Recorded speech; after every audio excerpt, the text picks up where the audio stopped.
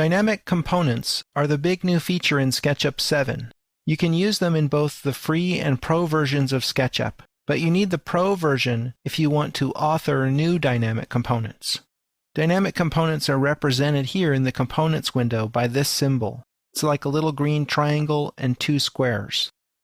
Authoring dynamic components can be relatively simple for basic behaviors, all the way up to extremely complex components which require a kind of analytical mind that not everyone has. Therefore, I think the authoring of dynamic components is kind of a specialty skill that not everyone needs to learn. There's a component sampler that I'll just show you to demonstrate some of the things you can use in regards to dynamic components. There's also a toolbar up here, and if you don't see this, you need to load dynamic components as an extension, and then you'll have access to this toolbar. So this tool right here is called the Interact tool, and if you're using my shortcuts, that's letter I. If I click here, you'll see that I can change the pup's color. So this is an example of a behavior that can be built into a component using this new feature. Sang works in much the same way, where you interact with him by pressing I, or by clicking this icon on the toolbar, and then click on his shirt to change his shirt color. You can do the same thing on Nancy, but Nancy has some additional features where you can change her pants as well, and you can go up here and click on this button to open up the Component Options dialog. And here they're sort of teaching you that you can type in different color names, or you can use hexadecimal notation or RGB values. I could change this to 3 numbers between 0 and 255. And that's red, green, and blue. I'll apply, and that makes a change. So these really are just examples for dynamic component authors to come in here and extend. The bed is a little bit more sophisticated. Here we can go to the component options and choose the bed model. It changed the number of pillows and made the bed the right size. So this gives you ideas about how manufacturers might use dynamic components to offer you a menu of choices for their products. And that's exactly what some manufacturers are doing. The bench shows you how you can scale things and have the intelligence of the component adjust the proportions of the object. I'll press S to access the Scale tool. Notice that I only have 2 handles here. The number of handles can be limited in dynamic components. And now I can scale this, and as I do that and click again, it will automatically resize all of these items to be the proper proportion. This here is not a dynamic component. You see there's no green icon on it. It's a static component. The car is an interesting model. It has several behaviors. I'll press I for the Interact tool. Click on a door to open it. I'll click on the hood and these spheres appear. Click on a sphere to change the color. This is an innovative interface. You have this sort of menu of colors that's available that you can pick from.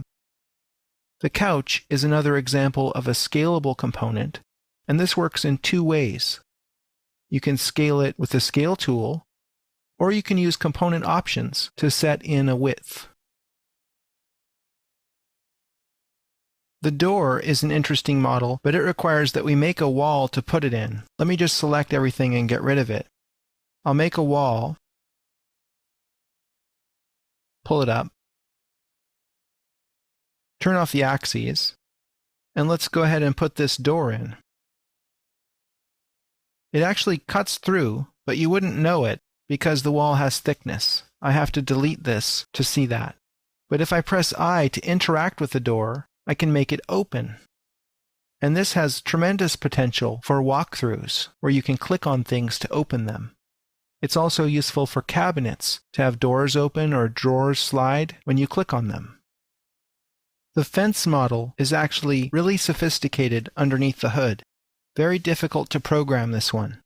The way this works is by scaling. I can scale it over, and when I click again, it's going to recalculate all of the proportions. I can even scale it up, and it will maintain the proportions. The nice thing about this is it's easy for the user to operate, although it is rather challenging for the programmer. And again, that's why I recommend leaving dynamic components to people that are specialized in their creation.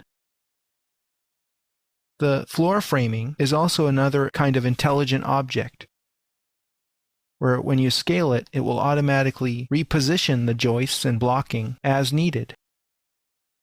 You can go into component options and set things up. I can say I'm using 2x10s, 24 inches on center, and it will make the change. Quite useful. The street lights are for a larger scale, of course, so I'm going to zoom out and scale them.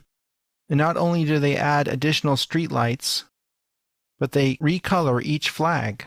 It's kind of interesting. The mailbox here is clever.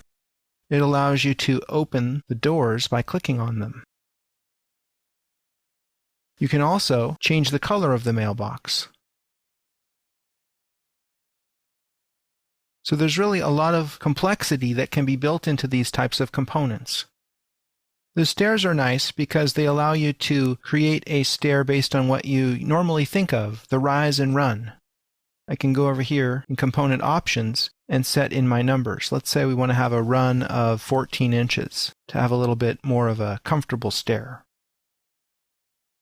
Then I'll go ahead and scale that in this direction, and it will automatically recalculate how many steps we need at that particular slope. We can likewise scale it this way to make it wider or narrower. So an amazing number of things you can do with dynamic components, and in the free version, you get to reap all the rewards of dynamic components, but you need the pro version if you want to learn how to program them.